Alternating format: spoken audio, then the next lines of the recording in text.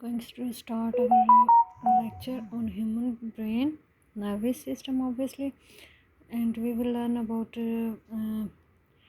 lobes as we were discussing in second lecture. Now, lobes are frontal lobe, temporal lobe, parietal lobe, occipital lobe. These lobes are in the front brain, or you can say it or look at these parietal, occipital, frontal and temporal lobe here, and these are found in the forebrain, which is in the telecephalon and cerebral cortex, where these lobes are located. Frontal lobe, most developed in humans. It is developed as in humans, largest of the four brains, olfactory cortex, motor cortex, language production, memory, and higher cognitive function, as it is related to the cognitive or memory skills. And it is the largest of all the four lobes. Temporal lobe, related to auditory processing, memory, and language. Parietal, related to spatial attention, somatosensory. Occipital lobe, it is related to the visual lobe means related to eyes, related to vision. Limbic system, the limbic system, often referred to as emotional brain. The part which is related to emotions, feelings, is called limbic system, is found buried within the cerebrum. Limbic system is made up of amygdala and the hippocampus. Now, from a Latin word meaning almond, owing to its shape, the amygdala is responsible for processing emotions, how emotions become aware of them and how we express them. Limbic system जो होता है वो related होता है emotion से. इसमें हम limbic system उसको कहते हैं जिसमें हमारी फीलिंग्स वगैरह सारे कुछ शामिल होता है. जो लिम्बिक सिस्टम है उसमें एक एमिगडाला और हिप्पोकैम्पस आता है. लैटिन वर्ड है जिससे एलिमेंट से निकला है, जिसका मीनिंग है related to your processing of emotions, how humans become aware of them and how they express them. It is also critical for our survival because it helps us to discriminate one object from another. For instance, damage of the amygdala may cause us humans to eat our own feces, fight the wrong enemy, or try to mate with the chair. Different conditions हो जाती हैं if अमेगडाला is damage. तो उसके अंदर हम लोग को समझ नहीं आती कि हम लोग इमोशंस को कंट्रोल नहीं कर सकते. हम अपनी फीलिंग्स वगैरह को भूल चुके होते हैं कि हमें क्या खाना है, किससे लड़ना है, किससे गुस्सा करना है, किससे नहीं करना. Limbic system includes hippocampus, amygdala too. It is here we can see amygdala and hippocampus too. Hippocampus, as hippocampus on the other hand is presumably involved in the memory storage because damage to the part actually results to the inability to store new informations. So new information store नहीं होंगे अगर damage हो जाएगा hippocampus. Patients with the damaged hippocampus therefore live the day without remembering yesterday. Okay, hippocampus related to memory. So we will if the hippocampus damage, our memory will be lost. Overall, the limbic system is involved in the memories and emotions, and by determining which neuronal connections should be strengthened and which should be reviewed. Hippocampus, these here we can see in the picture or a diagram. Hippocampus, thalamus sits on the top of the brain stem. Okay, it sorts and rely in incoming information into the different parts of the brain. For example, information coming from the cerebellum is often times related to the motor cortex in the cerebral cortex. The thalamus also works in the reticular formation or regulating states of the sleep.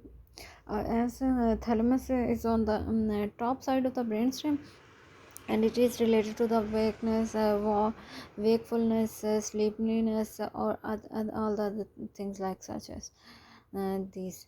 Okay, now thalamus. Thalamus means the inner room in Greek. Inner room in Greek, as it sits in the brain at the top of the brain stem के ऊपर, यानी ये लाई करता है, ये roof भी इसको कह सकते हैं, या इसको हम ग्रीक में, ठीक है। Thalamus is the gateway in to the cerebral cortex. Cerebral cortex के अंदर ये गेटवे का काम करता है, ये सेंसरी इम्पल्स को लेके जाता है हायर ब्रेन तक, और ये रिलाई करता है sensory and motor signals to the cerebral cortex, यानी ये मैसेजेस सेंसरी और मोटर जो होता है वो सेरेब्रल कॉर्टेक्स तक लेके जाता है मैसेजेस को, यानी नर्व इम्पल्सिस को रेगुलेट करता है स्लीप, कॉन्शियसनेस, अलर्टनेस को। थैलेमस जो है हम पिक्चर में देख सकते हैं, हाइपोथैलेमस जो है वो लोकेट करता है just below the thalamus. Thalamus से नीचे हाइपोथैलेमस होता है, वो प्लेयरेबल एक्टिविटीज़, ईटिंग वगैरह जो होती है, ड्रिंकिंग, ये सारी चीज़ों को कंट्रोल करता है। इसमें हमारे पास पिट्यूटरी ग्लैंड भी जो होता है वो इंक्लूड होता है, एंडोक्राइन सिस्टम होता है, और इसके अलावा हार्मोन्स वगैरह, इमोशंस वगैरह, स्ट्रेस को कंट्रोल करता है। हाइपोथैलेमस जो है वो थैलेमस के बाद जो है प्लेयरेबल जो कंडीशन कॉज करता है, उसमें अगर हम देखें तो वो थैलेमस के नीचे होता है, ब्रेन स्टेम के ऊपर, ठीक है। तो ये फंक्शंस जो है वो कंट्रोल करता है autonomic nervous system, emotional, behaviour, temperature intake, balance, sleep cycle, endocrine system को कंट्रोल करता है। ये सारे इसके फंक्शंस हुए। नेक्स्ट है बेसल गैंग्लिया। बेसल गैंग्लिया को अगर हम देखें तो ये क्लस्टर ऑफ न्यूरॉन्स होता है जो कि सैंडविच होता है किसके दरमियान, थैलेमस और सेरेब्रल कॉर्टेक्स के दरमियान। थैलेमस और सेरेब्रल कॉर्टेक्स के दरमियान जो क्लस्टर शेप होता है, गुच्छा बना होता है, उसको हम बेसल गैंग्लिया कहते हैं।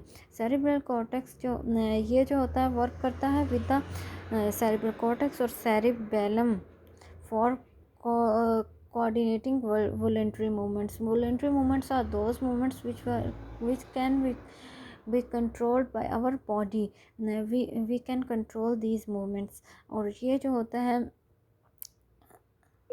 सेरिब्रल कॉर्टेक्स और सेरिबेलम के साथ रेगुलेट करके वॉलंटरी एक्शंस को परफॉर्म करने में हमें हेल्प आउट करता है। जैसे कि हम हैबिचुअल हमारी जो बिहेवियर्स होते हैं उनको कंट्रोल करता है, उठना बैठना खाना पीना, जैसे ये सारी चीज़ों को कंट्रोल हम कर सकते हैं इसकी हाइपो सारी ये इसके साथ है बेसल गैंग्लिया के साथ। Okay, now next is the just like bottom section of the mid brain, the basal ganglia gets damage with the Parkinson disease. अच्छा, अगर हम ये बेसल गैंग्लिया जो है वो डैमेज हो जाता है तो हमें पार्किंसन डिजीज़ जो नर्वस डिसऑर्डर है, मेजर नर्वस डिसऑर्डर है, वो हो सकता है। उसमें हमारे पास अनवांटेड मूवमेंट्स हो जाती हैं, बंदा चलना शुरू हो जाता है स्लीप, ड्यूरिंग स्लीप, ये सारी इश्यूज आ जाते हैं। बेसल गैंग्लिया को हम ये देख सकते हैं इस तरह से।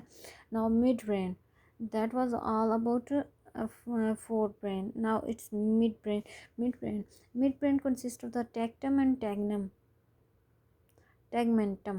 Okay, and midbrain serves to relay information between the hindbrain and the forebrain, particularly information coming from the eyes and year और आइज़ के जो आ रहे होते हैं सिग्नल्स वगैरह, उनको ये करता है, पास आउट करता है।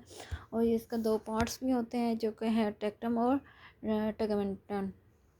ओके, इसके जो है दो सिस्टम है इसमें, reticular formation and the cluster of neurons. दो चीज़ें हैं जो having dopamine, serotonin and norepinephrine, these are the receptor sites where the chemicals और chemicals are remove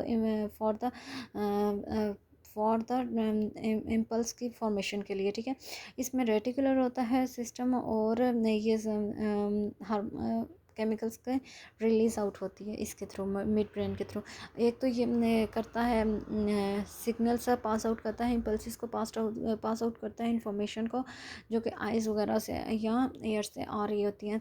reticular formation is, अगर हम रेटिकुलर की बात करें तो reticular formation is involve in the stereotypically यानी lacking of the spontaneity, patterns of behaviour such as walking sleeping. अच्छा, ये इसमें स्टीरियोटिपिकल पैटर्न्स आते हैं जो कि हमारे सोना जगना चलना फिरना रिफ्लेक्सेस उसको रिफ्लेक्स देता है। रेटिकुलर फॉर्मेशन यानी इसकी बदौलत हम चलते फिरते हैं।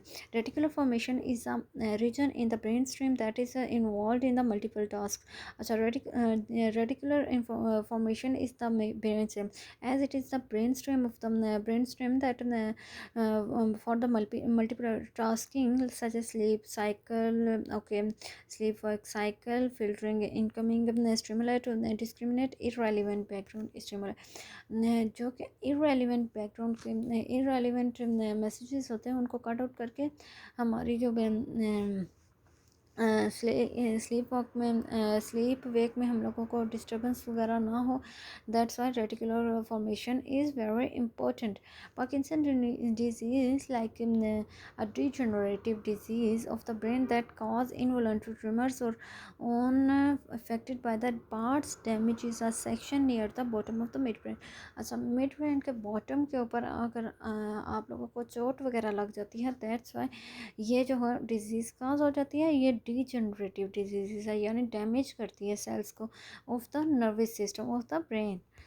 Okay, now that was all about midbrain. Now it is moving towards the hindbrain. Hindbrain is the oldest part of the it is oldest one. Okay, forebrain on the front, then midbrain, then hindbrain. Hind mean beside, behind, for located between the spinal cord and the brain hemispheres and the lowest portion of the brain। it is the lowest portion and between the hemisphere or brain hemispheres and spinal cord के दरम्यान में ये hind brain जो है पाया जाता है। और that is oldest and lowest portion। lowest means lower, found in the lower position or lower side, contains nuclei, have many nuclei, nucleus plus nucleus means nuclei, neurotransmitters for the whole brain। As for the nerve impulses we need in the neurotransmitters that really are the for the release of the chemicals, so hindbrain has neurotransmitters too। Okay, controls involuntary actions that our body cannot be controlled, but nervous system or nerve impulses gives messages to control these involuntary actions। Life sustaining processes, respiration as respiration we cannot control it, and circulation as we cannot control it, but now impulses give messages to control these, and digestion also can't be controlled by our muscles। Consists of the medulla, pons, and cerebellum. Hindbrain has three parts: medulla, pons, and cerebellum. Now we will discuss about their details. Medulla. Medulla is where the spinal cord enters the skull. Medulla is the part where the spinal cord enters into the skull, upper part of the spinal cord. It is responsible for controlling breathing, regulating reflexes, and maintaining an upright posture of the body. Upright posture means standing out, means sitting in a right position, is also controlled by medulla. And now the cerebellum, two rounded structures located besides medulla. Medulla beside medulla is two structures called cerebellum, responsible for the motor activity like movement, and damage may cause the failure to stand up। Okay, if the cerebellum may get damaged, we cannot walk or upright, sustain in the upright position in a right way।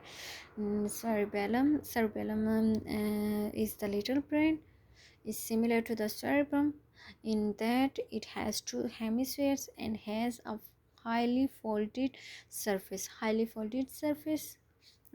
two parts on the besides medulla is the cerebellum, similar to the cerebrum. This structure is associated with the regulation and the coordination of the movement, posture, and balance। As we are already told about that, Hindbrain regulate posture, balance, movement too. Okay, cerebellum is assumed to be much older than the cerebrum evolutionary. For the upright, we obviously need first of all to stay upright. So the cerebellum was the oldest one, then the cerebrum. Cerebrum was basically for the memorizing things, but first of all for the survival of human beings, or for the survival of the living beings, the cerebellum is the most important one at that time. In other words, animals which scientists assume to have evolved prior to humans, for example reptiles, do have developed cerebellums. Okay, reptiles have also cerebellum. Reptiles do not have neocortex. Okay, bones. Now the last part of the hindbrain is the bones. Bones serves as the bridge towards the midbrain. It is a cluster. Obviously it may also cluster form. Brain is totally made up of mostly cluster-form things. Cluster of neuronal fibers surrounding the reticular formation. It is responsible for monitoring sleep and arousal by coordinating with the ANS, autonomic nervous system. It may like a fight and flight condition or resting condition includes autonomic nervous system. These are for the sleeping moments, or like sleep wake arousal type. These are for the these responsibilities are on the bones. Okay, stem brain. Underneath the limbic system is the brainstem. This structure is responsible for basic vital functions such as breathing, heartbeat, and heart blood pressure.